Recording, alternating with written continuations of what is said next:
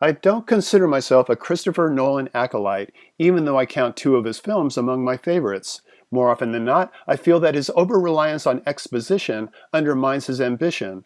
I did not feel that way watching his latest epic, Oppenheimer, a riveting cinematic experience that explores the life of J. Robert Oppenheimer, the father of the atomic bomb. Because of Oppenheimer's biopic nature, Nolan turns his expository tendencies into an attribute as he meticulously expounds on a man who built his life around a branch of physics few of us understand, quantum mechanics. Nolan approaches Oppenheimer from two completely different perspectives. The first, unsurprisingly, is from the point of view of the titular character, played by Cillian Murphy. It begins just before Oppenheimer's 1926 departure from Cambridge to study theoretical physics in Germany, and ends in 1963, when he was presented with a presidential award. After efficiently establishing the key figures in Oppenheimer's life, not to mention his intimidating intellect, he taught himself Dutch in just 6 weeks so he could use it to deliver an entire lecture on quantum theory, two distinct chapters of his life become the dominant focus: engineering the development of the first atomic bomb, and the subsequent undoing of his reputation and political influence by post-war McCarthyism. The second perspective comes from someone who doesn't exactly leap off the pages of history, but who's extremely important nonetheless. His name was Lewis Strauss, the chairperson of the Atomic Energy Commission, for which he tried to recruit Oppenheimer after the war had ended. Strauss, played in old age makeup and gray hair by Robert Downey Jr., recalls his uneasy relationship with Oppenheimer to an aide while attending a Senate confirmation hearing.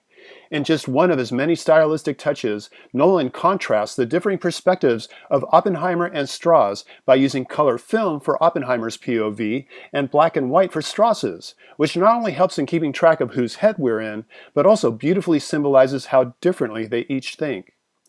Oppenheimer's dialogue-driven historical drama is atypical for Christopher Nolan, but his fondness for juggling multiple timelines hasn't waned, nor has his kinetic filmmaking style of rapidly cutting between disparate scenes accompanied by an aggressively persistent background score designed to create a sense of urgency, with abrupt silence rather than musical crescendos punctuating the dramatic moments.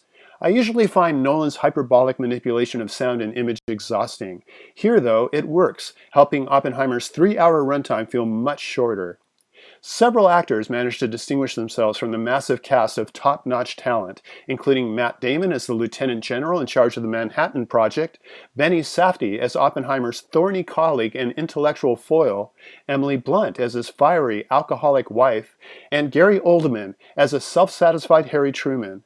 But no character, in this film or any of Nolan's previous work, is as complexly drawn as Cillian Murphy's Oppenheimer, who's presented as intelligent yet naive, scientific yet philosophical, honest yet secretive, prone to getting lost in thought contemplating whirling electrons and nuclear fusion, and in the end, a tortured soul.